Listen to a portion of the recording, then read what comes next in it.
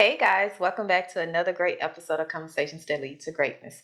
Now, you have been asking for some more real estate topics, so that's what we're going to give you today. Today's topic, we're talking about our journey in real estate and some of the things we had to battle and overcome in order to get to where we are now. Okay, so let's get into it. This is Conversations That Lead to Greatness.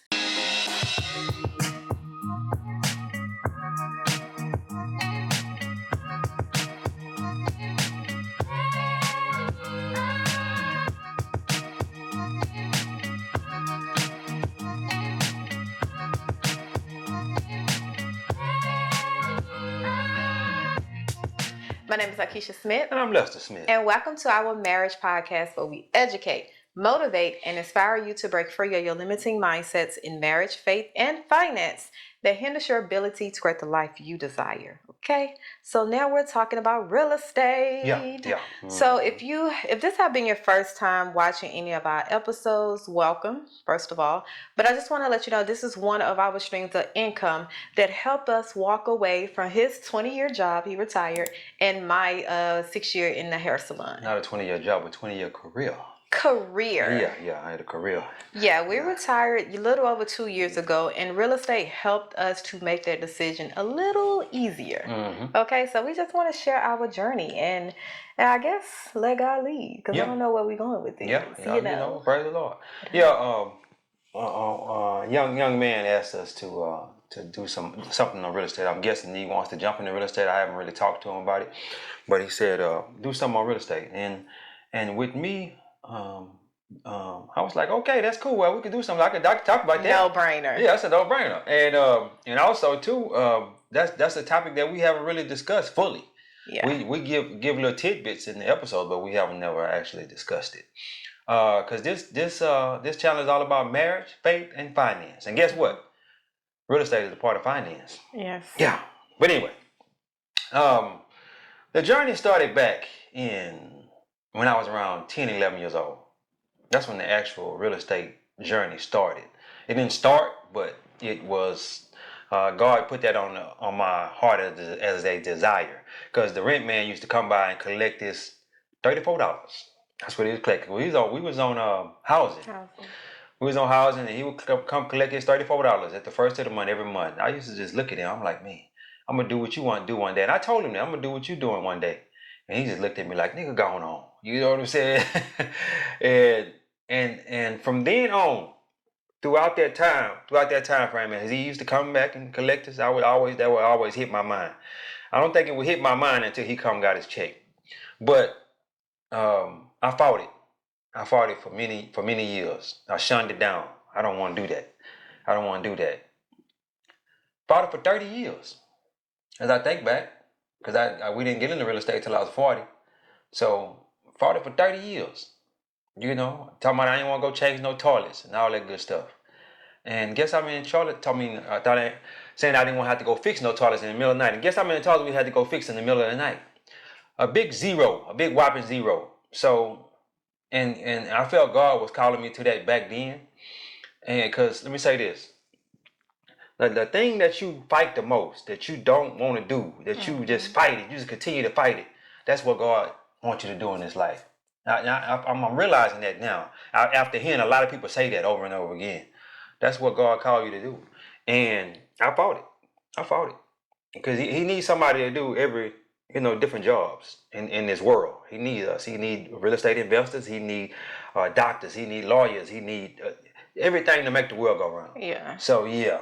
What you gotta say about that? And what with the real estate, because there are so many ways you can get into real estate. Oh, yeah. A lot of people only know one or two ways, and that is you become a landlord, right? You have a tenant. Mm-hmm. You become a landlord, and then you look at the whole dynamic of being a landlord and finding the right tenant, and you get like, man, I don't want to do that. I think that's what you was thinking. Mm-hmm. But it's so many ways. Like you have commercial real estate. Yeah. You have where you can get a property and then put it on Airbnb. You can do what is the one where you space pay Past split. split where you rent out rooms, or even as a because we did it on 1 hours where we was going to rent it out if they want to do per hour, like for events and stuff like that. Yeah. I forgot what it's called. Peer space. Peer space. So it's so many options you can do in real estate that a lot of people is closed off to or don't know about. So that's what we want to just. And with this episode, by being a marriage podcast, we wanted to dabble on what we do also a little bit, so that way it can help somebody who was thinking about doing it but they just don't know. And then this episode will help them to look into a little bit more about it and try to find out a little bit more about it. And I got it. Which way we gonna go? Okay, I got talk it. to me. Okay, so we're gonna talk about real estate as a married couple, right? Okay. How did we get into it as a married couple? The finance behind it, who signed, and all the logistics of how we got the property. Yeah. Because a lot of times people think you need a lot of money to start up front and all that stuff, and not knowing there's different type of loans you can get to offset the big down payment. And then as a married couple, you have to look at your finance. You got to look at, is this your homestead, or this is going to be another rental property and stuff like that. So that's what the way we well, my thought process on that, the way, if I'd have knew back then what I know now. We started investing in real estate in 2020. If I'd have knew then what I know now, what we did, it wouldn't have been that. Because what we did, we had about $100,000 sitting in the bank. And we just took that and put 3 down payments on 3 different houses. I wouldn't have did it that way. I'd have went a different route. What route would that be? You care to share? Yeah, I'll share. Just the idea. I would have got a BRRRR property. A BRRRR is buy, rehab, rent, refinance, repeat. And kept doing that over and over again. And if I would have kept doing that over and over again, we would have way more properties than we have now. And the reason, and this is my reasoning behind that. With the BRRRR properties, you will go find a property that's dilapidated, you know what I'm saying, that needs work. You fix it up. You go to the bank, get the loan. Well, you put a tenant in it first. Put a tenant in it. Go to the bank and say, hey, this tenant is paying $1,600. They're gonna see that he's paying $1,600. And they're gonna give you what the house is worth.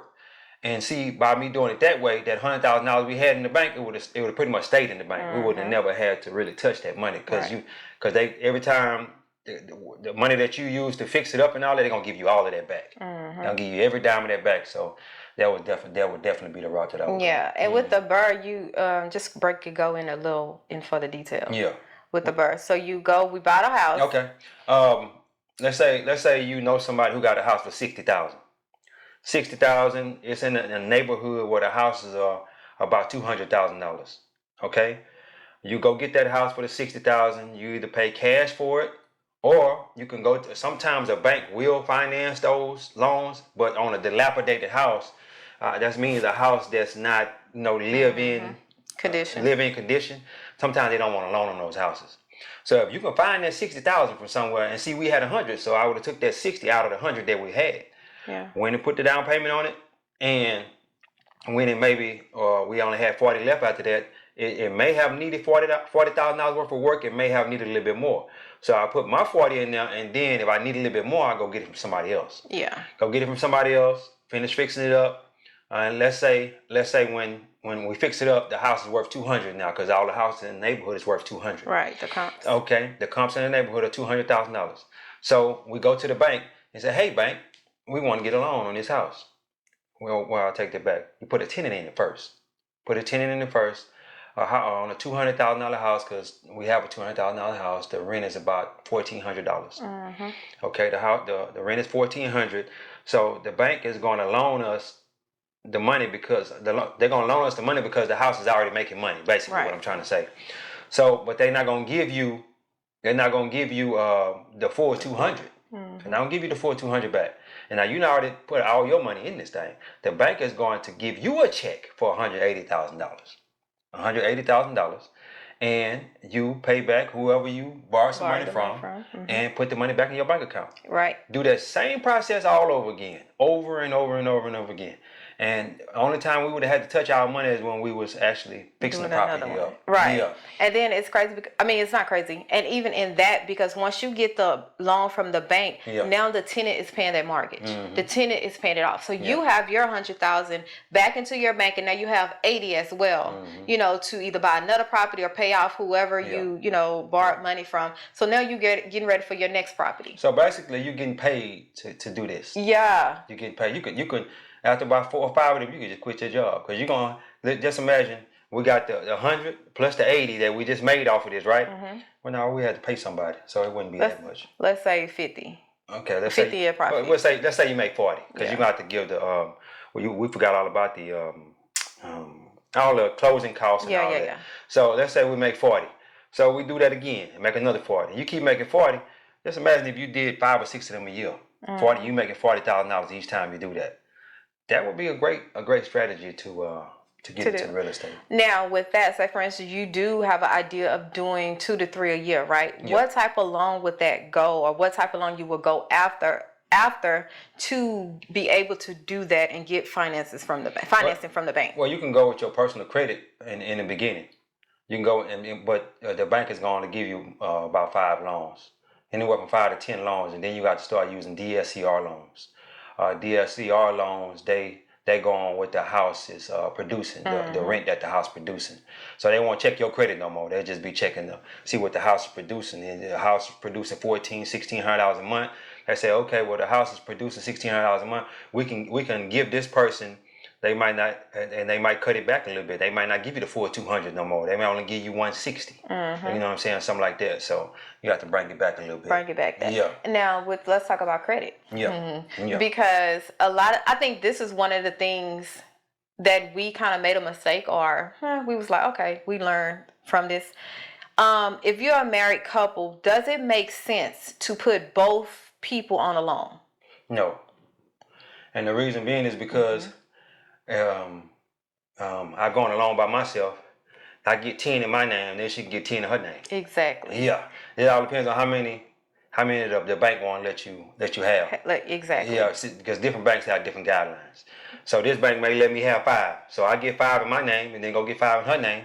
And then after that we have to start doing DSCR loans. But even if you don't have no credit, you still can start off doing DSCR loans. So there was no reason for you not to be able to make money in real estate. Right. Yeah. Because you can start off with, and the reason why you want to do it in your personal name is because the DSCR loans are going to be a little bit more expensive. I was just finna go. Yeah, a little bit. The DSCR loans are going to be way more expensive. The interest rate is going to be higher because they feel like you're going to default on it. Exactly. Yeah, they scared. So they covering it there. They covering their own self. You know what I'm saying? We have DSCR loans and we have personal loans. So yeah, but DSCR is yeah. And for all the married couples that feel that if we get it in separate names and we're not entitled to listen, know your guidelines, know your state law for married property. Yeah. Whatever you obtain in your union is both of y'all's, okay? So even if it's in my name or in her name. Yeah, so don't let that be, well, no, I want my name on it, because that's how I was with the Camaro. Yeah. Oh, was it the house? Was it this house? It was the Camaro. What she was trying to do, she was trying to build her credit up. I'm like, that don't even matter though. You know what I'm saying? But okay, let's build your credit up then. Then she won't do that. But it's good that we did, because because now we know that, hey, you can put some in your name, I can put some in my name. You see what I'm saying? So and even with the house, they wouldn't allow her to get on the loan with the house, and the reason being was because her credit score was too low. Her credit score was too low, so what they did, they ended up putting on the back end of the loan. So she's still on the house, but she just ain't on the actual loan. My name was on the loan, and her name was on the back end. So I couldn't sell the house without her being involved in the process. Exactly. Yeah. So for all you people who saying, I want my name on the house, just get on the back end. Get on the back end. Just get on the back end, because some of y'all credit ain't as good as y'all think it is. And you go down there to try to get the loan. See, because and the thing about it is, you would say, well, we both need to get on there, because that's gonna make us better to get a whole lot better house. Well, at the point in time when we got this house, I was already making over $100,000 $100,000. Yeah. So it was easy for us to be able to get a loan. Now, of course, if we have got home alone, we could have got a house that a way bigger house. For what though? For what? For what? We knew this wasn't our Yeah, forever home. we know this wasn't gonna be our forever home. We gonna probably end up renting this one out too when we move and get another one. Right. But yeah, just go on the back end. You know what I'm saying? Don't worry, don't let that stop y'all from getting the house. But anyway. Yes. And when we talk about credit, right? Yeah. And the amount that you can afford, most people will have to have a 2 income. Okay, let's be real, have to have a 2 income to even qualify for an average home, especially not necessarily. now. And I'm gonna tell you, I'm saying okay. I'm saying you speaking from your aspect where you one single person making 6 figures. No, not necessarily. And I'm gonna tell you what I mean by it when I say that. Okay. Let's say you like you was gonna go get that house, that dilapidated house for the $60,000. Well, you can get that on a single person's income. You know what I'm saying? Well, yeah, but let me say this: if they allow you to get that loan on that house, exactly. some banks will allow you to. Just because one bank say no, don't stop at that one bank. Keep going. Yeah. Keep going, and then keep talking to different banks, and you might have to pay a little high interest on it. You know what I'm saying? But somebody will let you get that loan on that house. Yeah. Well, in that case. Yeah. Okay, that Yeah. case. Let's move along to another way you can get into real estate where you buy a fixer upper, stay in there, fix it up for 2 to 3 years, Yeah. and then move on up. Yeah. Basically. So that's another way. Let's talk about that one. Yeah. What is it called? I forgot what it's called. That's called house hacking. That. House hacking. So that's actually the way I wish I would have started. Yes. The way we should have started. Exactly. And the reason being is because we left that house we were in 2013. We left that house in Fifth Ward. We left that house in 2013.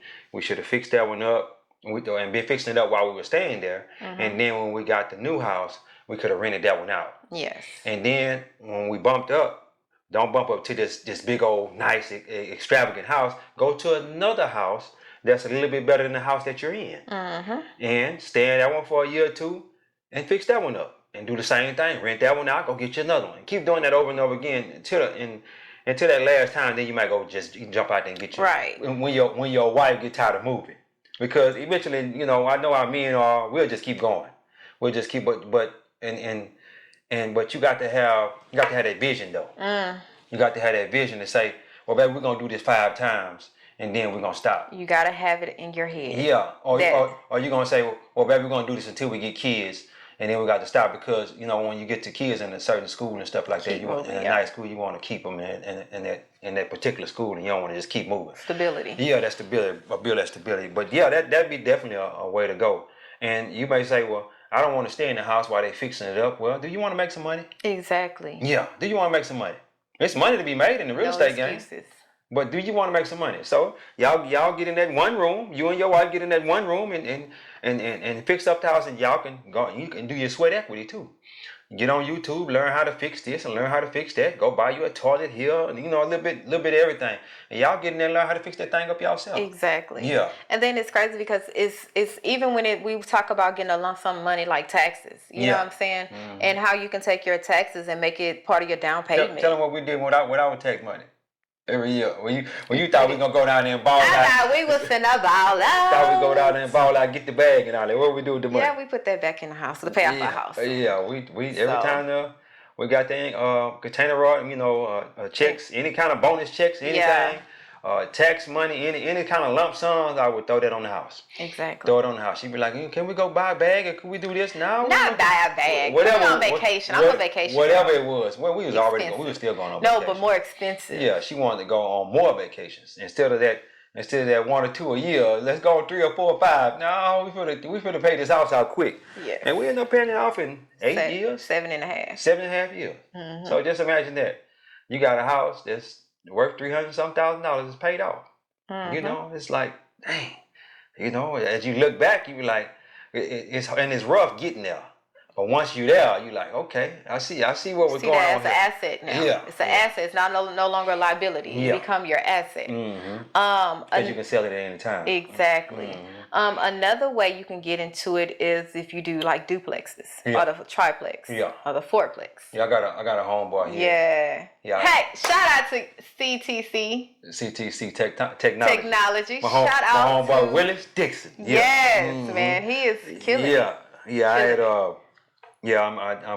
that's one of my mentees. Yeah. And I love him because he listens. He asks the questions, and I can see when I be talking to him, I can hear the wheels turning in his head. They be turning. And he's like, I'm gonna do this. I'm gonna do that. I'm like, okay, bro, let's go then. You know what I'm saying? And he one of the few that have listened, as much as he has listened. And put it to work. Yeah, put it to work. And I'm not knocking anybody. I know everybody don't have that fortitude and that tenacity to keep going when it's rough, when times is hard and whatnot. But he definitely does, and I'd like to give him a shout out for that. But he listened to me. He say, man, I want to start investing in real estate. What's the route that I should go? I say, man, if I was you, I'd buy a duplex. It's the same. And he was staying with his mom at the time. And I say, man, it's time to tell mom you got to go. It's time to ride out. My mom might holler at you later. Mom wouldn't want to see him go, but like, man, you started your family and stuff. It's time for you to ride out. And he went and got him a duplex. He got him a duplex, and man, I was more happy than he was. He kept calling me, Lester, what I do here, what I do that. I say, man, look, bro, these people gonna ask you for that same old paperwork over and over and over again. So have that paperwork ready for them. Have it ready for them. Just keep it on your phone. So if you at work or something, you can just shoot it to them real quick. And I say they gonna make you feel like you want to quit. Like, man, I don't want to do all this and that. But keep going. And when it was all over and said and done with, he's like, man, bro, I just feel it just feels so good. And I got goosebumps just talking about it because I actually helped him to do that. But a duplex is definitely a good thing to go because you stay on one side and you rent the other side out. And isn't that still a conventional loan all the way up to a 4? You can get that loan for 3%. Say that again. Yeah, you get that loan for 3%. You can get up to a 4 unit. 4 units. Yes. For 3%, but you got to stay there. You got to stay there. You got to stay there for a year or 2 years. I can't remember exactly what it was. But I say this: you're not gonna pay the whole rent. You know what I'm saying? With the person that's paying on the other side, you're not gonna pay the full rent. You may have to pay $100, a couple $100. But imagine what you'll be paying if you were staying somewhere else. By yourself. Yeah, you'll be paying $1,000, $1,500, with where the rent is now. Yes. Yeah. And even in that's what I wish we really would have done, went that way, do more units. But it take a different type of mindset, a different type of sacrifice, a different type of intentionality to understand that, hey, this is just for right now. Yeah. So many times people want to get out there and jump from A to Z, you know what I'm saying? And they don't want to be like, let me crawl. They want to just go straight to renting. Yeah. So even in that, what you have to ask yourself, what is your long-term goal? What is the ultimate goal that you're trying to achieve in life, period? Not just right now. For retirement, what age do you want to retire? How much do you want coming in? Yeah. You know what I'm saying? Because real estate is a long haul. It's not a get rich quick thing. It's not I want my money right now. Yeah. It's for the long haul. And here's a good example is, say for instance, we have 3 doors, right? And all of them are profiting $500 a month. Now you might be looking like, $500? No, let's do that's because that's kind of high. $200 a month, right? So you might, average person, be like, $200 a month. That's what, $600? $600 for 3 doors. For 3 doors a month, that ain't nothing, man. I can't quit that. But you're not looking at the long haul. You're looking at what you get now, right? So the note is getting paid for one. So you have a tenant now paying your mortgage for the whole entire time of that lease, right? So guess what? Something come up and you need to sell, or you building your equity, you need to pull something out. Guess what? It's in that house. Yeah. It's for the long haul. Yeah. It's not just now. Yeah, and I also told him, I say, set your account up with that money that the rent, when the rent comes in, leave that money in the account. Leave it. Don't touch that money. Nope. Don't touch that money. Don't even live on it. Yeah, don't even live on it. Just let that money just keep growing, and then when it builds up to so much, you add you a little bit out of your bank account with that money that's in there and go get you another one. Get you another one. And just keep doing that over and over again. Don't even look at trying to live on that money, trying to ball out and go and buy these extravagant cars and all that right now. I said, we're going to do that later. Get you a 10-year, 15-year game plan, and we'll do that later. But right now, we're grinding. We're getting these doors. Getting the doors. Build them doors up, and then when you get so many doors, the money, it's going to be so much money coming in, you be like, whoa, hold on, bro. Yeah. Hold on. And another thing too, for my people who are thinking about saving money towards your kids' college fund, your kids' college fund. Yeah. Both our kids have a house already. Yep. So they each have a house, and we just keep paying that mortgage, keep paying that house off, and then by the time they 18, 19 years old, going to college, or if they decide to go to college, that house will pay for their college. You could just either sell that house, or the money that's still coming in, you could just pay that tuition with the money that's coming in per month. Because you're gonna have a big chunk knocked out of it in 18 years. Yeah. Big chunk. Heck Big yeah. chunk. Yeah. So that can be their college fund versus you putting it in what they call it, I forget the 529. I think it's a 529. Instead of you putting it in that, because with a 529, you can only use that money towards college. Yeah. But if you buy a piece of property and let the tenant pay it down, then you can use that money towards anything. And let's say they don't even want to go to college.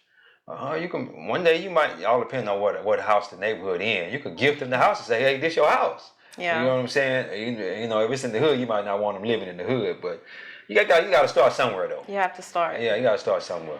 And I think you just have to look at real estate as a business. Yeah. It's an actual business. Yeah. And you have to like run it in that way. Yeah. But you have to ask yourself, what is my end goal? Why do I want to get into real estate? If you think you want to get into real estate just because of quick money, like you get rich quick type thing, it ain't for you. Yeah. Real estate is not for you, because it's gonna be times where you're gonna have to foot a big chunk of that mortgage for whatever cost, or the repairs or the AC. You know, it's gonna be times where some of your money that you feel that you work for and you save have to go into that business. It's gonna be times. Yeah. So, yeah. Yeah, and for them, for the people who think that real estate the only thing that just continues to go up. It just continues to go up. The quickest way to build wealth is in real estate.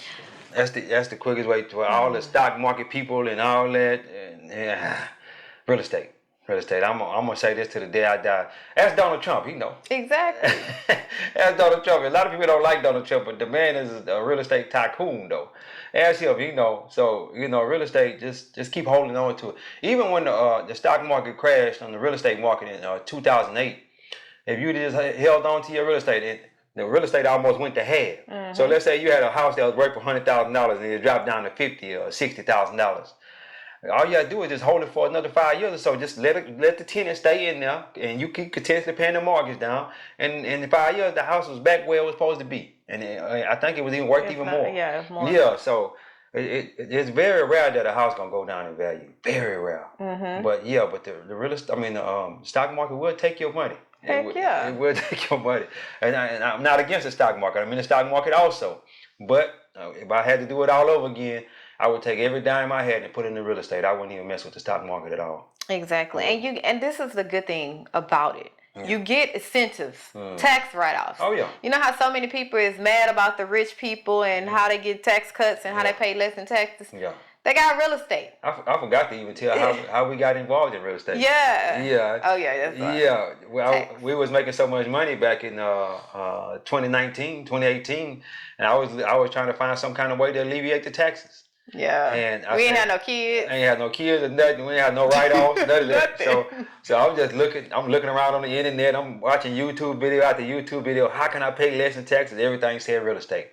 Read the book Rich Dad Poor Dad again. The first time it didn't resonate with me. The second time I was on it. Rich Dad Poor Dad, Robert Kiyosaki. And everything said real estate.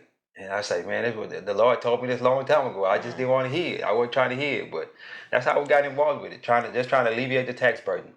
But so far, so good. We've been 4 years. April made 4 years, and we're just gonna keep it going. And we are moving on to a senior living facility eventually. Yeah. That's the vision. Write the vision and make it plain. That's what the Bible says. So that's the vision. We're gonna move to that senior living facility at the end. Yeah, guys. So we hope this episode shed light on you guys that's been asking. You guys, I'm making like you. On you people. That's what. I you say you people. Okay. Yeah. On you all that has been asking about real estate, wanted to get into it, wanted to know a little information, and hopefully we answer some questions. We're gonna try to do some more real estate I guess episodes, but it's not going to be too in depth Yeah. because we're not an agent. We're we're not. This is not we're a not real estate channel. a channel. Yeah. So go catch you after you learn some of that stuff that I've said. If you have to, go back and write it down what I was saying, and then go jump on another channel and start looking up that stuff that I was telling you about. What the BRRRR method, BRRR. It's 3 R's, BRRR, and also house hacking. Yeah. And also you could look in the Airbnb. DSCR loans, stuff like that. Look up some of those terminologies and see where you can make you some money. There's plenty of money to be made in real estate. Plenty of money. So yeah, we ain't gonna hold you too much longer, guys. What you got to say? That's it, baby. Take us home. All right.